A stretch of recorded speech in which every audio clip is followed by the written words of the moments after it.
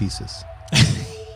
You like that subconscious? The subliminal. Yeah, subliminal. It's like when you're in the... I just put it into someone's consciousness. Yeah, and were you in the Somebody's movie gonna theater? be craving those Reese's Pieces cups. They like put the they flash the food and stuff. Mm-hmm. I love that, bro. Tell everyone about your hat. Let's start there. Oh yeah, I want to shout out to the. It's not like F and U or F. Yeah, no. Shout out to the Electronic Frontier Foundation. At Tartle, we are donors to them, and it was very nice of them to send me an article of clothing. Yeah, Tartle.co. Yeah. Sign up, get paid for your data. Thank you very much for that plug.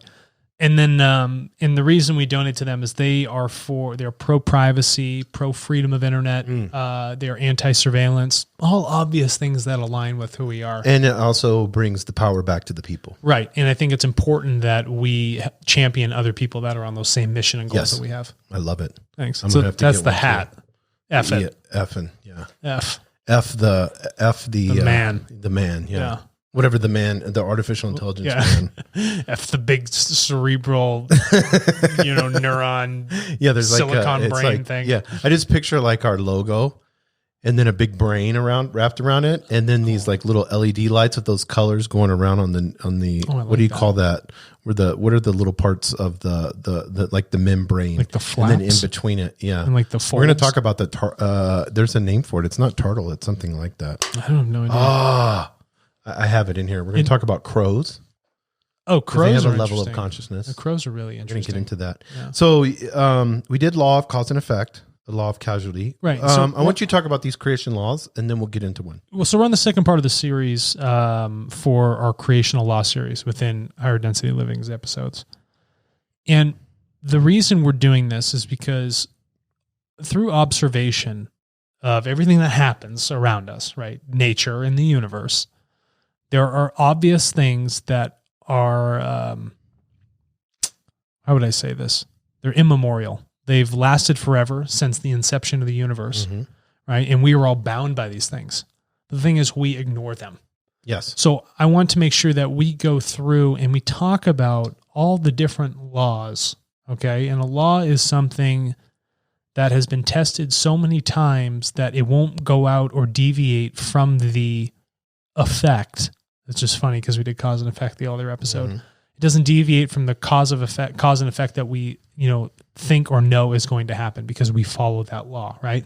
Gravity, it's a law because we've tested, if you throw something in the air, it's going to fall to the ground. Right. Newton. We'll do it over and over and over and over and over again. Hit by an apple. Right. And just until it becomes unreasonable to keep testing it, it becomes a law at that point. So, but these are fundamental because these help with us in our own evolution of our consciousness and our spirit. And using them properly, understanding them properly, and then helping teach others that are only interested, don't be evangelical, allows us to really grow as human beings at an exponential rate. And I think this is a core part of higher density living here. We've, over all of our episodes, we've done a lot of background on stuff. We've done everything, in terms of consciousness, remote viewing, reincarnation, eating properly, all this other stuff. But at the core of all of these things lie these laws. Right. Right? Because you always got to get down to, if you always deduct down, you go down to the fundamentals, that deductive approach. This is where they land you. So it's important that we have this strong base because we don't want anyone building any sort of home, right?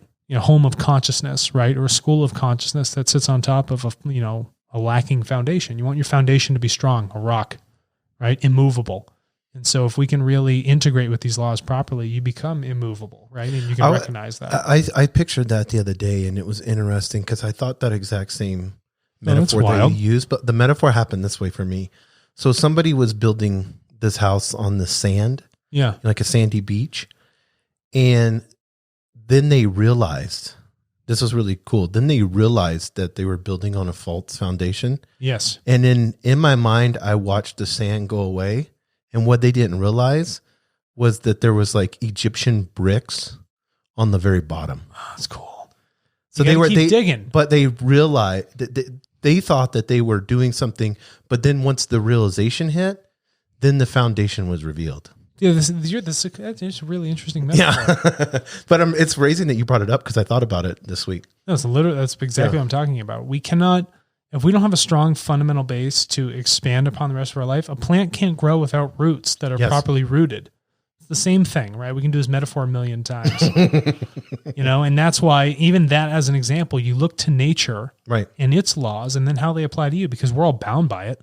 Right. You're not a special person made up of special atoms and you fall under your own law of special physics. You know what I mean? It's like, no, absolutely I don't not. See anyone flying around. Yeah, you see a guy just floating around with his thoughts? Yeah, I don't see any X-Men. No, I see zero X-Men. Yeah. I don't see any mutants coming around, nothing. No, nothing. Yeah. Okay, there's just things that happen naturally. And so let's look to that balance, a natural balance. So that being said, today I want to focus on the law of striving. Yes. And striving is not a negative term. Striving it's about growth. And it requires, self-responsibility. Striving is evolution. It's something that the universe does. It's something that we do. Something that you sitting here listening to this episode are doing for yourself with your own thoughts, right? Your consciousness is striving to learn more. You're trying to expand. You're trying to grow, like inflate, right? It's always, we're trying to gather as much learning material as possible, integrate it, boil it down, distill it, and then come back and be like, does this work? And then reapply it, right? Through our cause and effects that we talked about in the last episode. But there's something, Alex, when I want to distinguish two things. The people that are listening to this are people that are out there that are studying and learning and wanting to grow and expand and are striving for that. Sure. That makes you unique in a way that there are, I don't know what percentage, maybe less than 10% of people who are actually wanting to understand and know more, that are willing to walk the cliff's edge. That's the striving. As we say. Yeah. And I just want to kind of give a shout out to everyone, because people get so discouraged, like they're bouncing from one book to the next book, going from, I may be studying mystical Christianity the next day. And then, as mentioned to you, Sufism, but these are all good things. You're learning, and you're going to learn on your own pace, your own time, in your own evolution. And we'll get into that. As long as you're willing to be open. And I want you to correct me, because I used the word before off the air. We were talking about this, and I said be obedient to the laws, but I don't like the word obedient. Obedience not the right word to use, okay? Because obedience says that you do not have free will. Yes. You do not have choice. And we'll go later one of the episodes, and we've talked about free will before, but we're going to really dig down to it in this Creational series on the law of free will. And to say that you have to be obedient to the laws, well, that's not true. It's recommended that you follow the thing that gives you life, that allows you to animate yourself and live in this world and breathe and function biologically, physically, mentally. I think it's, in a positive way, just a realization of understanding the law more and more as you grow. Yeah, and you grow, right? But you have to grow in understanding. Plants have to grow. They have to evolve. They strive to grow, right? They're going to pull in as many resources as possible. The stalk will grow, through the chaff or whatever it might be. Say it's like a wheat crop. And then up at the top is when you actually get the fruit. And what happened was you took in all of this stuff into a singular, beautiful, solid foundation. But up at the top, now you can multiply the fruits of that labor. You can actually expand upon it, right? Because now you can sow the seeds of that learning in all these different areas. I hope that's a good metaphor. But when you talk about obedience says there's a lack of free will. What I'm saying is, if you naturally look at what we are, bound by, right? Just the laws of physics, nature, everything else that is happening, well, then don't fight that. Okay. It's recommended that you go with it because it'll make your life a lot easier. It doesn't make learning easier, but it's not going to put unneeded hindrances on your own evolution that don't need to be there. Is that clear? Yes. And I'm glad you said easier. I like that word, because, I always try to kind of take things and put it, you're not studying for the effect for your life to be easier. No. In fact, it may, if you want to use the word easy or hard, you becoming more enlightened actually it makes life more difficult. Or your consciousness is evolving. It can make life, in some cause aspects. and effect. Yeah, it can make life extremely hard, because the person you've been married to for 20 years, you may be at that level now where you're like, this is toxic. Wow, this is not good. You become deeper realizations. And what you'll find through the striving, through this evolution, is that as you're evolving, the polarity or the good that is being built in you, right? Those positive energies, they need to be balanced. Yes. The universe requires balance. So you're going to actually be faced with very strong negative things that will come at you because it has to meet an equilibrium. And only until you realize that negative, neutralize it and step above it. And the neutralization is an integration of understanding. But that's what Charles Darwin talks about that with evolution. You know, you have to have the struggle. You have to have the negative to grow. Listen, that is one, maybe I read all of The Origin of Species. Terrible book. But that might be one he recanted it all on his deathbed, I've heard. Yeah, I'm sure he did. Yeah, that must have been tough for him. He didn't evolve. He probably withered quicker. He's like, wow, that was terrible. I can't believe I wrote that. But the point is that that's probably one thing he did say that had some truth to it, right? But when we look at the polarity, the nature of balance, right? People love the yin and yang, right? You know, that black and white. You need to find that balance, and the balance only happens through striving. And the only way you can equalize a thought in the evolution of your consciousness is to take it for what it is as a learning moment. Okay? Yes. And in order for you to evolve, that means you need to integrate the knowledge of that learning moment. So the next time something like that comes around, you don't have the same emotional charge, right? You receive it in the proper perspective that needs to be received in. So now it's no longer a difficulty. Yeah, that shitty thing that happened to you actually is a learning moment. It's a learning moment. And that's and you recognize it, and it diffuses all of that craziness and chaos and ego that goes in your head. Yeah, it becomes much more straightforward and apparent and obvious for what's really the cause and effect. Which creates self-awareness, creates higher consciousness. Which creates higher consciousness, right? So this striving. So when we break this down, I typed up some notes here. So if you want to go through some of the sentences, I can help kind of explain what's going on here. I didn't curate all this. This is a culmination of things that I've read, but I put it together that all fall under the general theme of what this law of striving or evolution might be. So the law of striving evolution, here we go. And I'll stop. I like when you read. It actually makes me feel good. I feel like I'm in story time. It's boys and girls, it's story time. So achieve relative absolute fulfillment of one's spirit and consciousness. So in the end, we'll explain the end here in a second. So in the end, all will integrate with that from which is hence came creation. Okay. So relative absolute fulfillment and integration to that from whence we came. I did write that. What I am saying here is that we are an assimilation of all of this material of creation. We can never be more than creation because we are a piece of it. Okay. So that if you think about it, if it envelops everything, we as ourselves cannot envelop everything.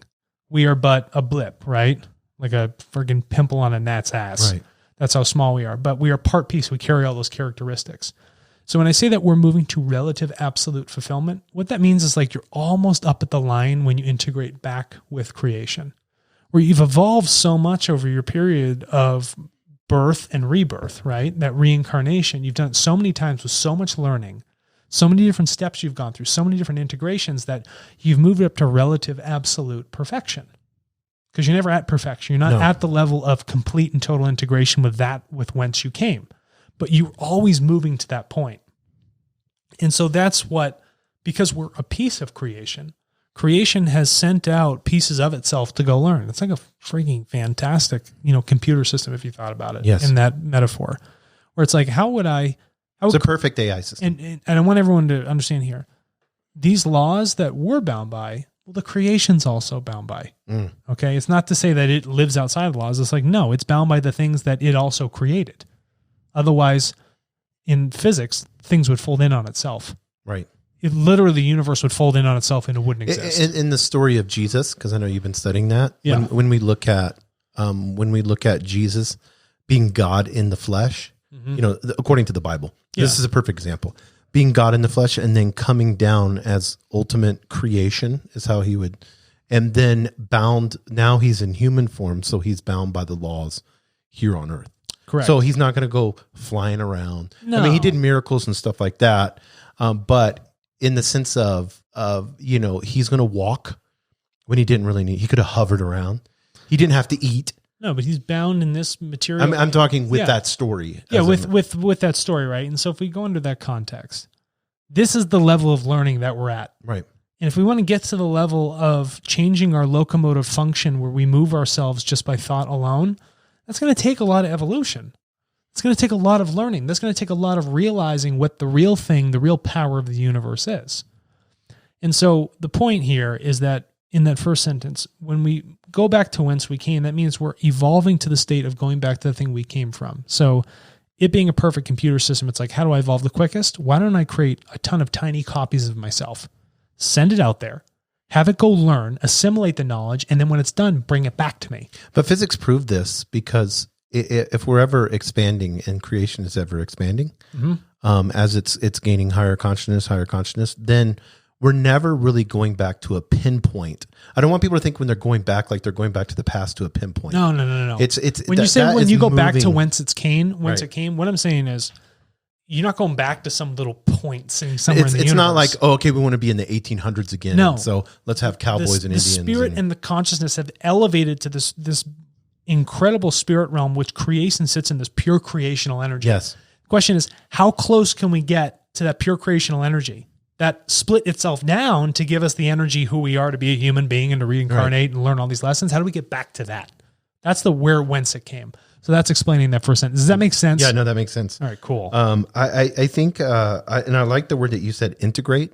Yes. I think that's a very important word in the sentence. Integrating is super, super important because a lot of people say like, oh, I overcame that. This is the struggle, like blah, blah, blah, blah, blah. It's like, no, if you overcome something, that means you've squandered and hid it and put it somewhere because you didn't fully understand it for what it was. When you integrate, you have to know the cause and effect of what that thing was. You really need to truly understand its energies, its motives, everything about it, because once you do understand it, you integrate it into your consciousness. Now you realize what it is, how it acts, how it functions, so that you can live with it, not try and bury it somewhere and wait for it to come back up. Right? You can't kill something that's evil, right? Or negative. It's just, it is what it is. So take it for what it is. And an acceptance of that. Right. And then going towards that. Great. I heard a story yesterday, which was awesome, where they were talking about people in the African bush and stuff like that. I love that term. I know. The African bush. Oh my God. I know. It just brings you back to like these khakis. Yeah, I know. Yeah. It's just awesome. I know you do the didgeridoo. So I love the didge. So, but they were saying go towards the roar of the lion, which is totally, so basically what happens is a female lion will go far to a pinpoint, go far away from, but kind of get near where the animals are and then start roaring a bunch. And then there'll be a pack of lions. Is it a pride of lions? A pack of, I don't know what they call them. I don't know. But there'll be a group of lions because they know once she roars, all the animals are going to run away, but they're going to run right into the pack. So what these experienced bushmasters, so is that what they call them? They always go towards the roar because they know there's only one female lion there. I want to be called an experienced bushmaster. If there's one title I want on my headstone, it's experienced bushmaster. Yeah, that'd be awesome. No, but continue with your metaphor, please. No, but I mean, our human perception would be to overcome, to be fear-based, whatever it may be. We would go we would run away just as those animals did in that level of consciousness. We would run away from that roar. Yes. But when you integrate, the roar becomes an opportunity. That's what it is. You see what I'm saying? Instead of it being a fear negative-based approach, when you integrate it, that opportunity then becomes something positive. You've neutralized the fear, and now you know how to use that to your advantage. Now you level up. Yeah, you're leveling up the consciousness. Yes. That's correct. Yeah. That was good. That was nice. What's our next one? This is fun. I'm enjoying this. The next one, the way of its own evolution was given to it in order to evolve itself in its inner life sense. So, sounds insane, right? Yeah. So the way of its own evolution, let's stop there and go into the way. Yes. Because the way is a very important word here. Yeah, way, right? Or the German word is wise. Okay. So what is the wise in which something does something? What it's saying is, it is bound by this striving. It has to strive within itself.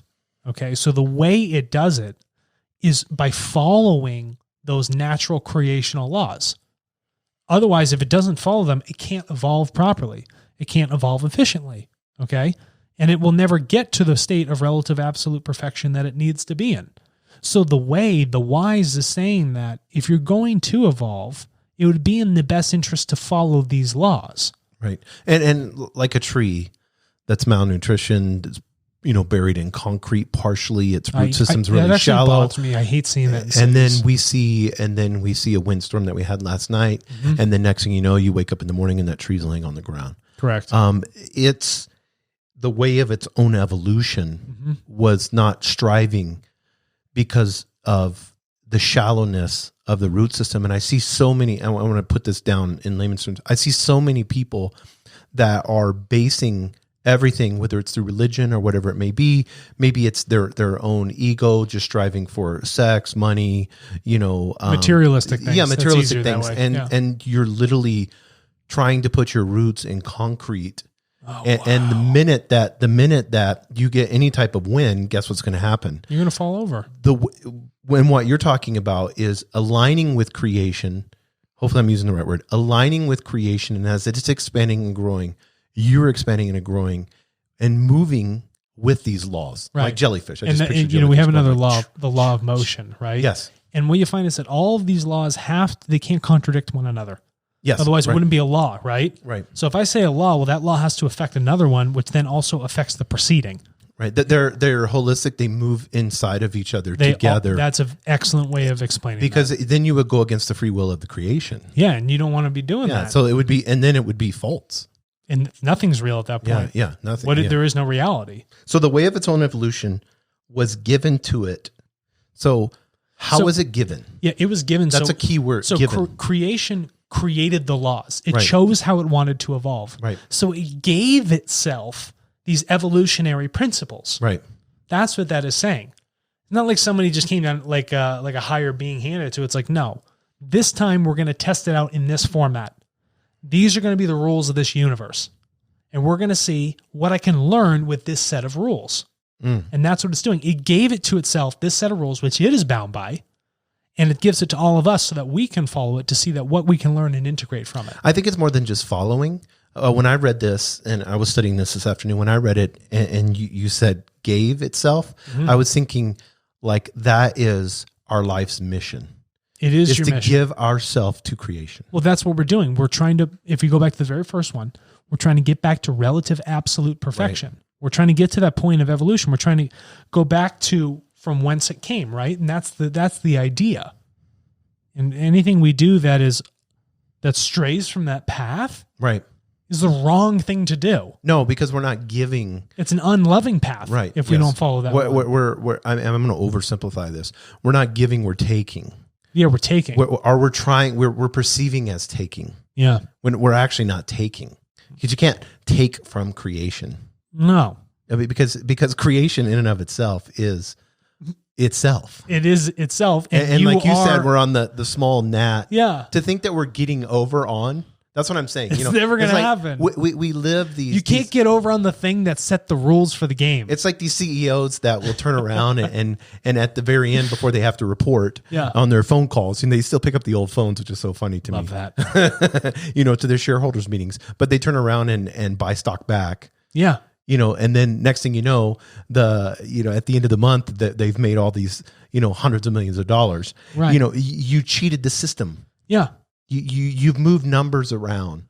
But those moving those numbers around, that's not a reality. No, it's that's not. Their false reality. Yes. Right? You can't get over on the craps table against the casino. It has set rules and regulations. Oh, here we go. Okay. And what happens if you start to go against it? You lose. First of all, you're going to start losing money. Yeah. Like when you try and cheat it, the pit boss is going to beat you to a pulp and then throw you out of there. Yeah. So you essentially are hurting yourself by going against these disingenuine, non-realistic ideologies, ways, religions, dogmas, perspectives that actually don't align with the most obvious observational things that are around you. Which you say, because you're hurting yourself. I like that. Let's take that hurting yourself. And then listen, you say this, was given to in order to evolve itself in its inner life sense. Yes, in the inner life sense. And the inner life is the consciousness and the spirit. Right. So you are only hurting your own evolution by going against this. to say that I'm not going to follow what's obvious and right in front of me. I'm going to do something else that I think is how, it should be. But so let's look at inner life self. Yeah. So that's what we do on HDL. We only look at the inner life self. Yeah. So, and I know we've said this a million times, but I want us to just briefly pause here for a second, go back into it. And I want to hammer this in people's heads enough that they understand, because this revolutionized my life when I began to really understand that, is that everything is inside of you. The toolkit, all the tools to put, if you have, those little plastic models, I was looking at one the other day that were super intricate and people are paying $100-something, and it literally takes, hundreds of hours and they got the little missiles. That's what you've been doing with your free time. No, I don't have any of those. But I do models and I shake my little tush on the sidewalk. I'm a model. Remember that song? Oh, I got you to crack up. That was Right Said Fred, by the way. Dun, dun, dun. You remember that song? We are de-evolving. Yes, we are de-evolving. So, no. But the inner self, everything is in you. All of it. All of it. You don't need. But we've muddied the waters inside of us, right? And we don't need anything else. On the outside, we don't need all these material things, right? All we need is experience. That's all we need, because the experience helps us brighten and it helps us grow that energy, that growth internally within us. I still keep thinking the song's running in my head while you're talking. That music while you were talking, I was like it was actually going pretty good. YouTube would kick us off because we're using the song. Yeah. But I would love to put that in here. It would be awesome. That'd be cool. Right Said Fred. Yeah. I want everybody to play that while they're listening to that one piece. Okay. So next one. Yeah, please go ahead. We're going heavy into these. I like this. Yes, we're just going off the cuff too. Yeah. My other notes I'm not going to be able to get to. It's already 30 minutes into this. The creation also has to achieve the following of the same laws and recommendations. Correct. Through which it solely is able to enliven its existence towards true existence. So explain to me, enliven its existence towards, because I'm thinking forward, true existence. Okay. Hold on to your pants. Okay. Okay. I am. So creation sits underneath an umbrella of all of this energy. So creation is just our universe. Okay. That's what this term is describing. Universal laws, creational laws, natural laws, those are all sitting in the same tier. But that pure energy, that pure unadulterated, just unstructured energy that just sits there, that's what the creation is trying to get to. It needs to evolve to that more absolute perfect state. So as we as human beings go through this process with our spirit, the creation as a totality of spirits in itself has to go through that process also. So when I say that it's bound by the laws, well, it also has to evolve. It also needs to grow and, I don't want to say die. It's because it doesn't die, it sleeps. It needs to grow and sleep, like almost like breathing. Our lungs contract and expand. It's we work out and then we rest and we grow in the rest. All that right there, as an example, is bound to us, the trees, the creation, or this universe, and it is trying to evolve itself to the next state. Okay, that's what it's getting to, and that's what we're stating here, is that not only are we bound by it, but it is also in trying to move to that more perfect state. And as this is a big word, insignificance, in a positive way. So because like you said, how many billions of planets are there out there? We don't even know. They said every time they look at the universe, it expands 10x. Yeah, 10 to the 49. So whenever you think of one planet Earth, and then you look at our small solar system, which they said there's millions of solar systems just like ours. Right. And then from there, it just keeps going and going. How insignificant we are, but how significant we think we are when it comes to us saying we don't need this. Yeah, no, we're so delusional because we are a blip. Right. But there's such a mass. Yes. Huge mass of stuff. Yeah. That is bound by that. There could be 10 million Earth planets with 9 billion people on it. Yeah. Yeah. And to say that we shouldn't follow, or at least try and align ourselves with these laws. Yeah. That would be very idiotic of us. Yeah, I could just imagine if creation could look at us and then say, "Oh, you're American." Yeah, I know exactly. And you're basing your whole life on being an American. Well, there's Your these other label guys. is so There's these other stupid. guys. I know, or borders. Yeah, All that stuff What is a becomes border? insignificant. What happens is you start to get, and people are like, "Well, that's it's such a hippie state." Well, it's not really a hippie state. It's a very realistic state that nobody owns anything. No. Labels are stupid. Yes. And to say that we are the end all be all is ridiculous. Listen, Talk to that lion that's wanting to eat you. Yeah, in the bush, and it's just doing what nature does. I know, but I mean, talk to him and say, no, I'm a billionaire. Here's all the stock options I have. He'll eat the billionaire just as much as the malnourished child over there. Yes, yeah, exactly. And it doesn't have any. It makes no difference. But listen, we are evolving, and creation is evolving. Mm-hmm. And if creation didn't need to evolve, we wouldn't exist. There would be no point of us reincarnating. None of this stuff would even have any point to it if it didn't have to evolve in itself. That's what your next If post. it was done evolving, everything stops. It rests. There's no motion. The evolution is done.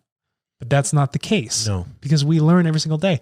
Not one human being out here is perfect. No. We are making mistakes all day long. That's why, especially what's going on now, it's so pertinent. I was talking to someone the other day, and they were just getting so amped up with all that's going on. And I'm like, you're putting judgment towards it. Yeah. And you can't. You really can't. To see a guy take a brick and throw it through a Nike store, Yeah. Or to watch, this, go on Twitter and you see these, mass pilings on and then deplatforming people and, are taking celebrities. And the next thing they're not a celebrity anymore. And then they're with their identity. And then, it's just so funny to me, the ecosystems that we've built to protect us from having the ability to understand this. And those systems that we built they completely lack any value. Any value. When you I'm think talking about nil. They have zero value. Twitter in the scheme of Oh gosh. And so here, listen to this. Everything existing in the nature, here's the next one. Everything existing in the nature, that's a big statement. And in the entire universe. Everything. And within the creation itself. And so therefore, you put a comma here, also the entire life and being, and you capitalize being. Being's important because when I talk about when being is in caps, it speaks to a higher form of energy. It speaks to a totality, a spiritual totality. When something's in lowercase, it doesn't have the amount of value to it because it's more material sense. Right. Okay. It's not just being like I'm living. No, this is the being. This is the totality of life. That's why it's in caps. And all existence of all life forms consist in the striving in fundamental and groundbreaking form. And then you wrote in the striving for the future, in the striving for the higher things, for evolution, for the highest possible, absolutely full development. Yeah. So let's break down, because you say consists in the striving in fundamental and groundbreaking form. Yes. Okay. At the lowest level, even like, atoms and things of that nature, they're rearranging themselves into states of equilibrium. They are always evolving in their states. Okay. And then from that fundamental aspect of it, it becomes groundbreaking only at the point when we've integrated so much knowledge through our evolution that we can be like, this are the new steps we need to take. We need to break ground here. This is the groundbreaking thing. This is the thing that shifts our reality from what it actually was. But the atom that's evolving, or the Dalai Lama, it's all striving. All of it is striving. The atom is striving to be with other atoms. Right. Like we are striving to evolve and be with people we like. And then, our spirit is trying to get back to creation. Well, the atom's just trying to group with other atoms, that it needs to be around. It doesn't have any conscious thought to it.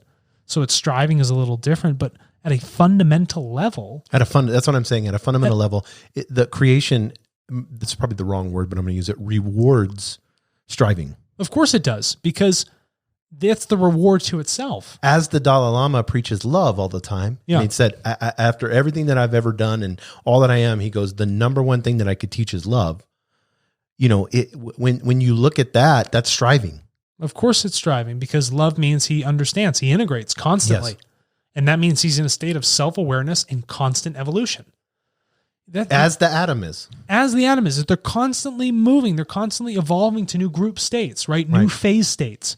As atoms rearrange themselves into different atomic makeups, you get new elements. Yes. Everything's always evolving. Right. And then we can evolve those elements into a new type of material. So even at a fundamental level, with things that don't have animation that we have, or don't have a consciousness, right, in a certain aspect, they all evolve too. Everything is all evolving. Consider the Earth's crust, right? And I keep looking at this mountain painting, and now I understand why I was looking at it. Is the Earth's crust is evolving. It's constantly growing. The peaks get higher and higher and higher, right? It's always changing its state. It's always reaching up to this. It's called the Ziel, right? That's a German word for it. And it's that pinnacle point. Right. It's the absolute, the cusp of achievement. It's like, it's right there. It's the Ziel. And that's what it's doing. And a mountain is a beautiful natural metaphor for that thing that we are doing ourselves. But the Earth is just doing it much, much slower. The thing is, how do we get to that point? How do we get through that striving? How do we alter our fundamental base, break the ground and shift it so that we can get to a higher point? So it says, I mean, we've gone hiking and stuff like that, and you always leave me in the dust to the cougars and the bears. But no, but I mean, whenever you look at hiking, you can look at the mountain as creation and us as beings climbing that mountain. We are a piece of that. Yes. Right. And then we are going to that pinnacle. Let's use the mountain, because all these laws, because we're striving to get there. All these laws are intertwined. So when it rains on the mountain, right. Okay, it pulls the nutrients in the water and it feeds the vegetation, cools, sets the atmosphere for the area. It allows us to hold moisture around here. Other crops can grow. That stuff gets washed down to us. And we use that to then ingest and evolve ourselves in a material aspect. Right. So yeah, we are very much a part of that mountain, that creation that sits there in front of you. It's all interconnected. Does that make sense? No, it does. It's an ecosystem that is constantly changing. It's in constant motion, and that's our other episode. We'll talk about law of motion later. Yeah, and it's so funny how striving and motion kind of just they're right there. They're right there. But you can't have a striving without cause and effect, right? Yeah, exactly. They're all and without understanding a unification, right? Right. You know, having a free will to make those choices for your cause and effect, then you can't really integrate. You can't love. It's like taking a strand of rope and then interweaving it together. And then how strong does that rope become if you took 8 strands? Extremely strong. You took 16 strands. The tensile strength increases significantly. Exactly. By a factor of 20. No, so whenever we look at each of us as we're evolving and moving and growing and striving, and then we intertwine together as a collective, what do we look like? The 16 strand. Yeah. How strong do we become? Extremely strong, because if we're all striving. Right. Following these laws and recommendations, right? Living by them, these things that we are naturally bound by, we find great strength. We build that foundation, not a foundation on sand, but on true heavy granite stone. Yes. Permanent, immutable, timeless stone. And that's what we got to get to. So you say for the highest possible, absolutely full development. So you use the word absolute. Yeah, and use the word full. Yeah, absolute. And fullness means fullness. You have to think about the not like it's full and done. No, not full and like done. I'm full and I'm done eating. I'm full, so I'm done. No. I knew what you were talking about. Full is like it's like a metaphysical sense of size. Yes. Right. There's a fullness to it. Right. There's a wealth of growth and energy that sits within it. It gets to a point of absolute. It's where there's only so much air you're pushing into this balloon. There's a fullness to it, and you can feel it. When it becomes full, it's rounded. So in every single direction, people become well-rounded. Remember I said that if you look at someone like that's a really well-rounded individual. Well, sure, they've integrated a lot of their experience. They're evolving wonderfully. They're not, like a doctor. I specialize in only like a certain bone within the ankle for doing surgeries. Well, what help is that if I'm having a heart attack? Like if I'm on the road, right, and I got in a car accident and the guy's like, I'm an ankle doctor. That's not funny. No, that's not going to. That doesn't make me feel good, right? So what we found is that with a lot of how we've designed our lives in society is that we focus on very finite, tiny, tiny little things. But we specialize. We specialize so much, but that over-specialization breeds in weakness. I've said this a long time ago in one of our earlier podcasts, because you lack the fullness. You lack that relative absolute growth, that perfection. And so you're off balance. There's no equilibrium to you. The number one equilibrium in a sphere is dead in the center. It's where the force of all points, an infinite number of points, is always right there in the center. Well, that's what you want to be. You want to have that fullness, that roundness, that beauty. So, and I think this goes right into the next one. You say striving is the power of the life in the sense of progress. Yes, it is. It is a sense of progress. So even you talked about dopamine hits. Yes. Okay, so if we're like achieving something, we get playing a video game, or you get the gamification on an app, whatever it might be, or even winning money I'm saying winning on purpose in the stock market because it's a gamble. You get that dopamine hit. Right. It's that sense of progress that something is happening. And through the trials and tribulations that we go through, and we talked about how, the more you evolve, the harder the more negative or reverse polarity comes to you. When you achieve over that, you feel great. What type of game would it be if you didn't have harder levels? Well, think about us. Why do we upgrade our cars? Why do we upgrade our homes? Why do we try and upgrade our thinking or read better books or, converse with better people? Why did we get conversion vans that are campers? In a material sense, we're always evolving, but what we've missed is our spiritual evolution. Right. And the spiritual evolution happens through our consciousness and an integration of understanding. So we have to go back and look at that. Everything is always trying to progress. Always. Everything we do is progression. So once again, I'm going to kind of put it in earthly plane. Earth. Yeah. So progress, and you're doing an amazing job in talking about this too, by putting that word progress. I think is a great word for us here on earth. Yeah. And our cultural, especially, here in America, or you go to China or India, you're seeing these countries that are trying to progress. Yeah.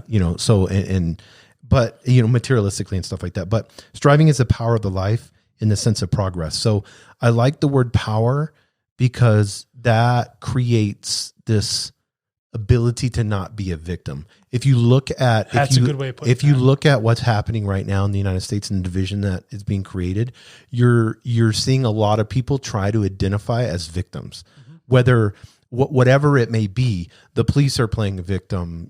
Black Lives Matters is playing victim. You see all these, and it's we so want to play the victim.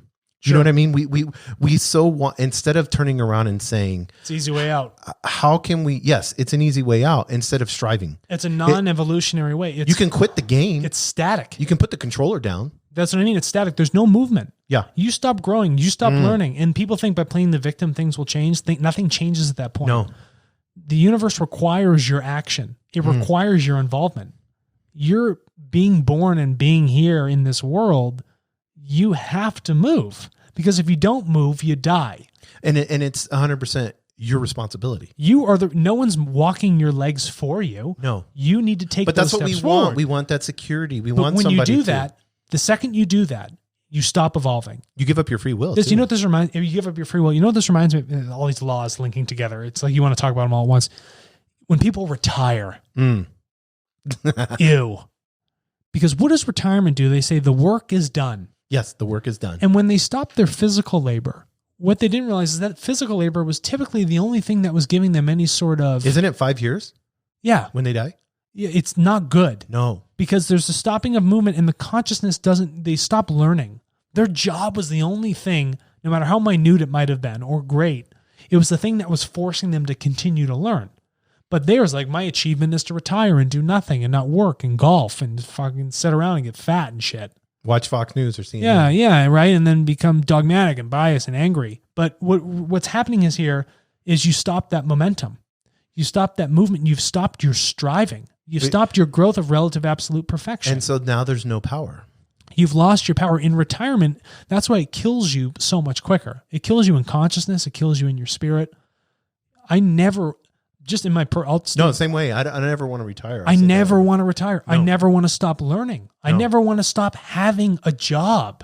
We're built to work. Because we are good working machines. Because it's progress and it's striving. That's what work is. That's what work is not a bad thing. No, things have to work. They have to twist, move, momentum. Yes. You have to work at things. You have to cut back some of the the crops that get out of control. You have to work at it.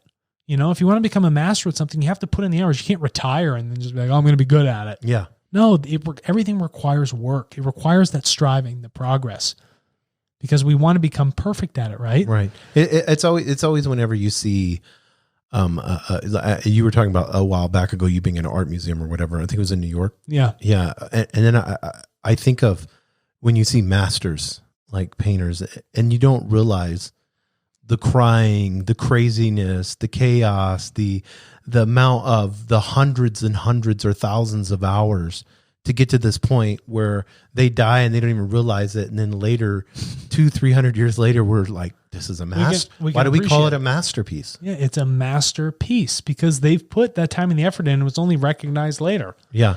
And what I'm saying is, don't wait around 300 years till you're dead and gone to recognize what you need to do right now. The effort has to be put in now. Yes.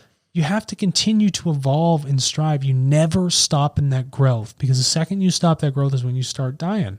Look at a plant outside, even a weed. The second that weed stops pulling in nutrients or experience, right? I want you to consider experience and nutrients as the same thing. The second you stop pulling that in, you begin to wither. You won't bear fruit. You cannot evolve in your thought and your consciousness. You cannot sow the seeds. You cannot share that experience with others, right? Because you lack the fundamental base to support yourself anymore. Yeah, and it's so funny whenever you talk to people or even in our own lives and we look at that and I hear the words I can't. Like, I can't do that or I'm not good at this. Okay. Those words alone are like they're anti-striving. With their victim, they're anti-striving. It's just like I don't have. I'm not.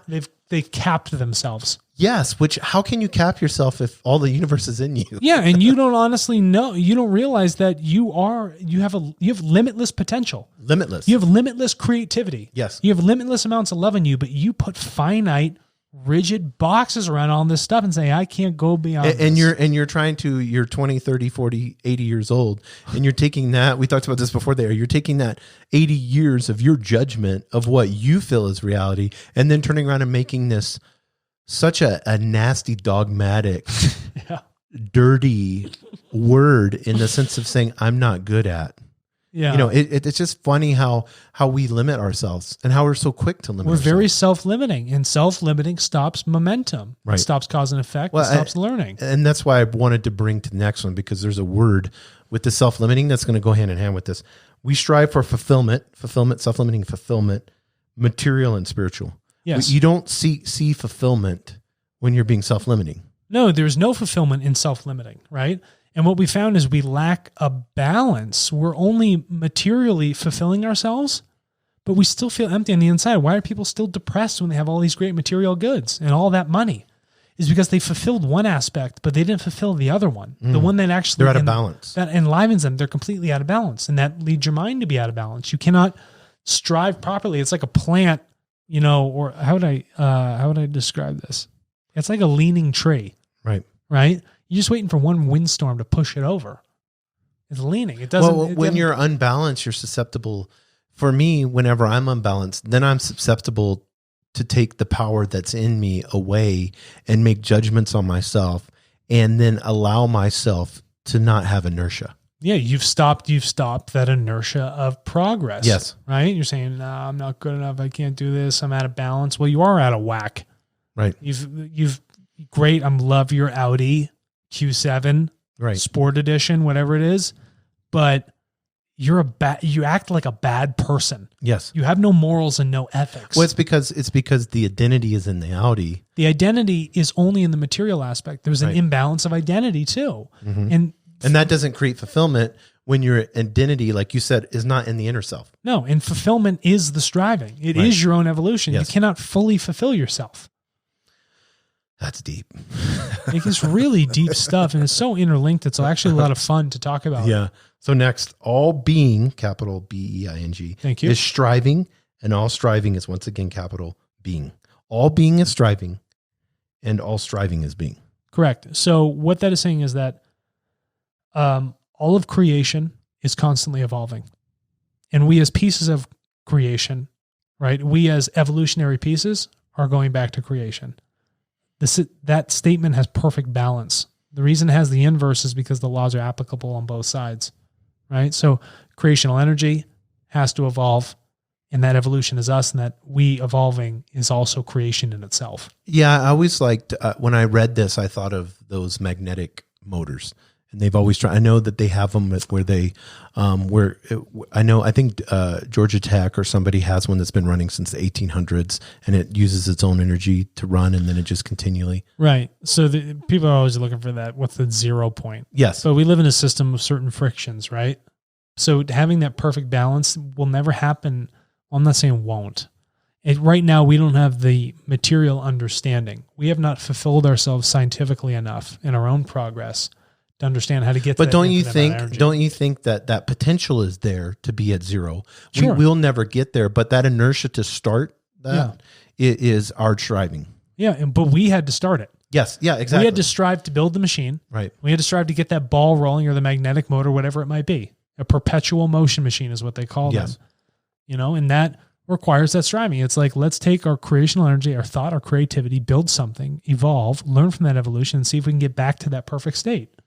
That's all it is. Yeah, it is. But I mean, how many times did we just stop it? It's like, it's going. Yeah, I got to throw the brake. Put my hand right on it and stop it. And so then it's just stagnant.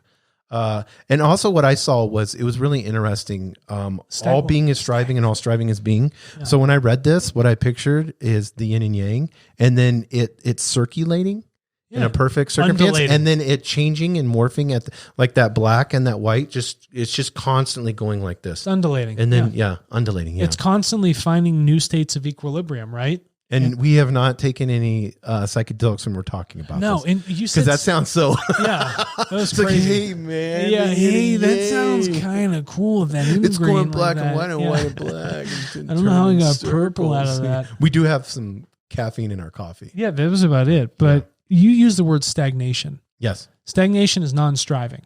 Let's talk about things that stagnate: dead bodies, rot. Oh, I like in you were in Florida. Yeah. Those murky ponds. You don't want to go in there. It has all that really bad bacteria and algae, right? Stinks. So when there's a lack of movement, things don't breathe. When there's stagnation, you find death. Yes. Okay. Whether it's in those Irish, what the hell are they called? What are they called? Swamps. Right? You find the swamp bodies up there. That's stagnation. There's no change. No. There's no material movement, and you only find death, right? If there's no growth or striving, your fruit, if they're not fulfilling themselves on the tree, they're just sitting in the fridge. Mm-hmm. They grow old, they grow mold, and they die. Something else has to take over and flush it out. But even that, I had an onion in my fridge, and it's in there for a while, and I actually put it in my little plant, because what was it trying to do? It wants to strive. Yeah, and so it was creating these little roots. We put it in an environment where we force stagnation. Yes. We force it to be like, no, you can't do anymore. Right? That's why the belief of the environment that you're in is false. Yes. When you begin to understand the true environment that you're in, when you begin to understand what creation is, then you break free. If you're an onion bulb. Yeah, if you're an onion bulb. Get out of the refrigerator and put yourself in the soil. Yeah, get in the sunlight. Get in the sunlight with the rain and the fresh air. Isn't that amazing that fresh air and sunlight is like the number one enemy of COVID? Oh, I love Imagine that. Isn't that so funny? It doesn't exist in sunlight. It's like sunlight kills it instantly. Imagine that. Isn't it so? Isn't it funny how it's saying people? Yeah. Isn't it funny how is it a bacteria? No, it's a virus. It's a virus. Isn't it funny how it's saying to us, go outside? Enjoy nature. It's forcing us to move, but in our earlier states, we chose stagnation. What do they call it? Something at home. Well, we chose to sit inside our house and do Zoom meetings. Well, and again, that weakens our state. Our body asks for movement. It asks for interaction, and we have the law of interaction. That's another one on there. I don't really get into this, but again, that momentum, that fulfillment, that striving, that's what we're doing. And the virus wants to do it too. A virus doesn't want to kill. Right. Everyone, the news and everything, they said like the virus, it kills. No, it is just looking for a home. Yeah, it wants to live. It wants to live. It is striving to evolve. And that's why there's new strains. Oh, wow. Viruses are bound by the law too. Incredible. Yes. But, when we begin to look at it, we can really rearrange our perspective in our lives so that we fit in better with how these things work. And brings us to the next point perfectly. Go ahead. You ready, Alex? Yeah, I love the next point. Being, lowercase, means the life within the existence of creation within its highest energy. Yeah. Being means, so you're given a definition of being, lowercase being. Being means the life within the existence of creation. And then this is an important word, within its highest energy. Okay. So there's like a bubble within a bubble within a bubble. We are the being, the lowercase one. We're the life within. How about that expanding balloon? Within creation, right? We're within that expanding balloon. And that expanding balloon, it has to expand into something, right? Right. So just open up your mind for a second. If you're breathing into the balloon, right? Right. You're the life inside of it. Well, that balloon, the creation's expanding, but something is surrounding also that balloon. Yes. It has to swell and grow into something else. Are you picturing that in your mind? Well, I'm also picturing that law of the atmosphere. Yeah, it is really. It's bound. That balloon is bound by that law that's external of it. That's external of it. But it's growing within that. But it grows with it. It's crazy, right? It's a lot of fun. And these laws are a blast. Right. They truly are a blast. They're a lot of fun. And they're non-dogmatic, and they say, listen, if you abide by these things, if you like integrate them with your life, it really is going to help you along. So highest energy, what did you mean by highest? The highest energy is the perfect absolute state. So remember how I said before, that's zero? Our creation is still evolving itself. Right. Well, it is still trying to evolve to that. Why did you use the word energy? Because that's what it is. It's nothing but energy. Okay. It's pure. It is pure creational energy. Right. Because our creation, our universe now is a material thing. That's what somebody would call God or higher being. You could try universe. Okay, so if because wish you didn't say that. I know you don't like that. The word God, from an etymological approach, okay, back to the Hebrews and then Proto-Germanic with that, is the term Yahweh, right? Right. And the term Yahweh is an incorrect pronunciation of YHWH, which actually translates to Isvich. Isvich in German is God. And that is a definition of somebody who is in an evolved higher state, but is not the creation itself. Well, I know that because Jesus said that we could all be gods. Like we can. Yeah, we can all be gods. That is very much true. And all he's saying is as you evolve, yes, and as you're learning and striving, yes, and teaching and all these things, then you're becoming. That's a truthful statement, right? And that's when to become an Isvich or a god, which actually translates to king of wisdom or queen. Or that's of wisdom. Like a serious itch. Yeah, it's a serious itch, right? So an Isvich or an Isrich, that pronunciation, that is that state of relative absolute perfection, right? That's that fulfillment. So as we begin to strive, we're tapping into this highest energy. That's exactly what you're doing. And then as a crystal resonates, yes, so are we resonating with that energy. So then, like I bought a new crystal the day I set it outside. It was in the sun. Little things I do, for fun because I'm boring. And then I after I took it out, I set it in the sun all day long. Mm-hmm. And so the top of my knee was hurting. So I just let it sit on my knee for about 2 hours. And then I woke up in the morning and I was able to run, with knee pain. Now that belief system that I had in it, could that have created it? Am I taking this certain form of crystal and then putting... No, you had a conscious will to self-heal. Did you not? Yes. You bought the crystal and put it on your knee. So your only I just had the crystal. So I thought, I'm going to clean it in the sun. And the intention of your will was like, I want to balance the crystal. Right. And then I want that to help balance out myself. Right. You created a will and imparted that will on the crystal and your kneecap. So I was blowing up the balloon. Yes, you were blowing up the balloon. That will was me. That's precisely right. Okay. Nobody... Because will is important in this law too. Correct. So... Because we got one more, so that's why a farmer, we have time for this. I'm a little parable. A farmer goes to his first, he has 2 sons. Right. He goes to his first son. He asks him to come help him out on the farm. And the first son responds, I don't want to go. Or he says, I'll go, and then never shows up, right? That's what the first guy says. And then he goes to his other son because the first one didn't show up. And he says, hey, I want you to come help me on the farm. And he says, I don't want to go, but I am going to show up. Okay. So the first one said, I'll go, doesn't show up. The second one states that I don't want to go, but shows up anyway. Right. Which one of them abided by the father's will? Well, the father just said he wanted somebody to go. He didn't care about your will in the way that you wanted to go. This is precisely right. Nobody abided by the father's will, even though one of them showed up. Right. The individual, through their own will, made the decision. Someone's will does not change your will. You are the life and being of your own will. You choose to do that striving. But that's important. And I want us to stop here because this is going to help somebody right now.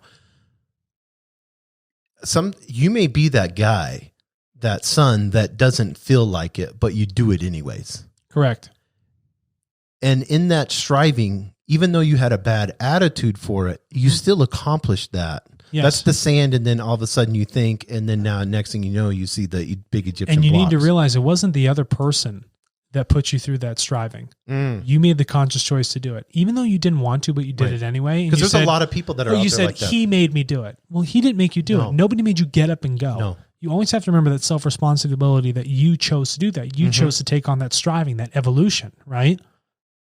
That's a very important piece of the self-responsibility, and that is the blowing up of that balloon. You, through your own conscious will, have chosen to strive, right? You've chosen to grow. And you always have to remember that. Everyone's on their own evolutionary path. We're all going to the same end game, but how we get there is all determined by our own will and the pace at which we want to do it.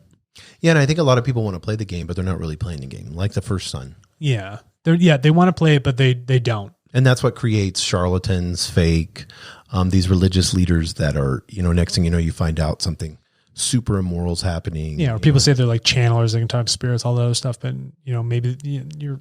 Yeah, I know, but I mean, and something comes out and then truth prevails. Truth always. Right. Is, how do I say this? It's like the gold standard. Truth is always unfashionable. Oh, yeah, it always is. Always it's countercultural. Truth is always countercultural, but lies and deceit, they change, they go away, but the truth is immutable. Yes. It's immemorial. The truth never goes anywhere. The truth always is what it is. Is that clear? Yeah, that's super clear. Because when I hear you say that, I look at stocks and purchasing them, and then you have short-term capital gains and long-term capital gains. So you're going to pay the price for that short-term gain because you're going to pay 40% in taxes. Yeah. So you could turn around and say, yeah, I bought these Intel puts and made $2,000 on them. But really, you take the 40% away, and then you take having to deal with Uncle Sam and the rest. You made $600. Yeah, and you made $600. But you're going to run around and tell everybody how much you made. Yeah. Which is not truth. No, it's an untruth. Now, long-term, Intel keeps going and going, and it's been around for 40 plus years. We're always going to have microchips, whatever. So you buy the long, you go long on that, and it always, with compound interest. Yes, it always seems to work out better than all these little quick rich schemes. Compounding interest is so cool. That's a law. That's got to be a law. Yeah, that it's a law that is in the law of striving. Yeah. Because what happens? Because everything is compound interest. If I work out and do 50 push-ups every day in a year, I'm going to look totally different. It compounds. If I'm going to integrate new lessons every single day, that will compound in my perspective. Yeah. If you read 100 books, and you read a shitload. Yeah. If you're reading 100 books a year over 5 years and you read 500 books, that's compound interest. It's massive compounding interest, right? And what it is progress. It's dopamine hits, man. It's that evolution. Isn't it funny how our brain is geared for striving? We are biologically geared for it, and we are spiritually geared for it. And it's just funny because neuroscience right now, and this is a catchy thing, and I'm watching a lot of neuroscience stuff on neurology, I think it's called, which they hate that word, but it sounds like astrology or something. But and I watched this one guy, Dr. Andrew Huberman, amazing. He's at Stanford, and he's explaining it. And as he's sitting there explaining it, I'm like, neuroscience is proving creation. Yeah, it's like right on point. That's what physics is trying to get to. Yes, yeah, They're quantum physics is doing the same thing. Quantum physics is just they're trying to find the truth of creation, right? It's like these. You know what they're trying to do? These scientists are our spiritual leaders right now. Can you hand this to the physicists at Stanford and stuff? Be like, listen, guys, put your equations into that. Yeah, stop wasting your time. Let's not do that crazy. What is it called? Bayesian model. Yeah, let's not use a Bayesian statistical model. Let's use the truth. Yeah, let's use the truth. Okay, last one, and then we'll be done. Because this will wrap it up perfectly. No stage of evolution, learning, or development can be skipped. No. I'm so glad you said that. Oh my gosh, that's fantastic. Listen. I am. Our life has very definitive steps. Right. And here's a good way for me to use this example is people that win the lottery. They've been poor their entire life, and they win this massive lump sum. Right. And what ends up happening? They spend it all and lose it. It's gone in a year. They squander it all. Yeah. Look at them. Look at all of the people that have won. Probably 90%. Great. And now the families that have achieved a large sum of wealth and understood and learned how to maintain it. Right. They've taken the steps, slow compounding interest steps. What have they done? They have a secure foundation. They don't squander that money away. But it's always funny how third, fourth generation always ends up fucking it all up. No, and they do, right? Because they didn't. It's cause and effect. Yeah, they didn't do what great granddad did. No, right? And so the thing is, that's that learning. There are steps that have to be taken, right? Like when you're a baby, right? Or even for you to even become a being, you have to grow. So that egg, right, has to become fertilized. That's step number one, right? And then you got to do the splitting, right? And it's got to create multiple cells. And then organs start to form. And then after the organs, the body starts to form, right? And then from that, the baby pops out. It's not just like a woman pushes out a full-grown man. Right. Everything has its steps it has to take. And the same thing goes with our consciousness. We cannot understand higher concepts, even like in physics, without understanding the fundamental parts of physics. Force equals mass times acceleration. And how does that get me into quantum mechanics? Well, it does. Yes. It will get you there. Classical, mechanical physics will get you to quantum mechanics, right? So there are steps you have to take in fundamental evolutionary understanding before you can get to that. You can't skip a step, because if you do, it's like you're removing one of your foundation stones from your rock solid house. But you're also you're using a cheat code. Kevin Hart talked about this about. Oh, that's a good way of putting it. Yeah. Yeah, because Kevin Hart said this the other day, and it's so true. He goes, "I'm really worried about my children." Because this dude, he works his ass off. Kevin Hart's constantly working. I mean, he owns like 30 or more companies, just constant. Super good dude, super positive. And he talked about this. He goes, "I'm really worried about my children because I grew up super poor. I've had to go through each of these levels. I basically, with all my wealth, have a cheat code for my kids." Yeah, a material cheat code. Yeah, a material cheat code. So what begins to happen there? Joe Rogan had Miley Cyrus on the other day, and she talked about that. I saw that. Yeah, she's like, "I'm no longer vegan." Yeah. First of all, there's a lot of foolish things she said, but that's but I mean, yeah, whatever. We don't need to get into your vegan. I don't need to talk into just basic, She eats 80% plant based. She said or something. Yeah. But I mean, even her right now, like she talked about the other day, she goes, I've had to learn so much, and then Joe Rogan said from the very beginning, when you're 10, 11, 12 years old, you've got all this fame. He's like, how does your brain can't function on this ability? So she's like at 28 or however, I think she's the same age as you are.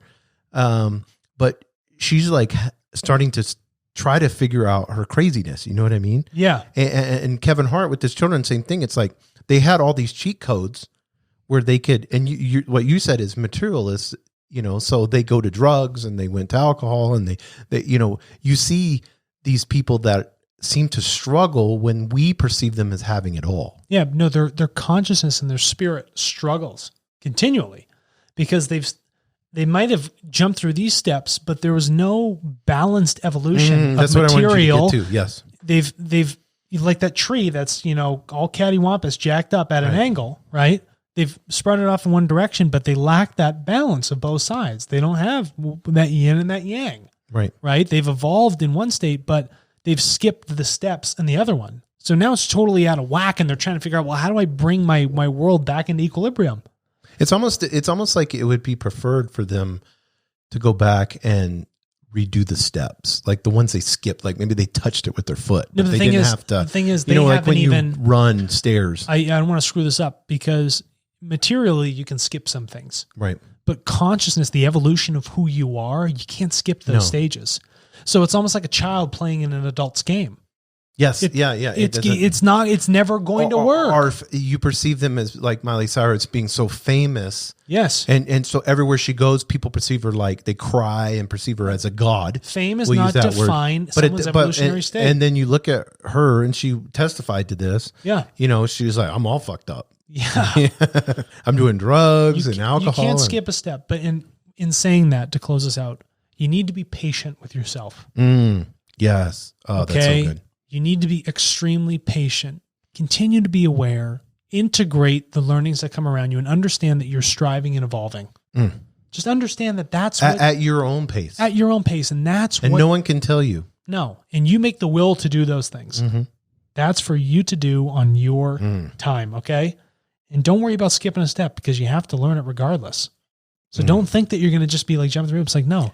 You're going to have to understand it very, very well. You have to integrate it properly before you move on. And this is where higher density living, being the Sherpa, yes, instead of being a religion that tells you have to do these steps this way. No. And you skipped this one and you didn't do this right. No. None of that is true. None of that is true. Everything's asynchronous. It's on your time with your will. And all higher density living is to kind of be a guide, to kind of show you, to kind of give you some tools. You and I are striving.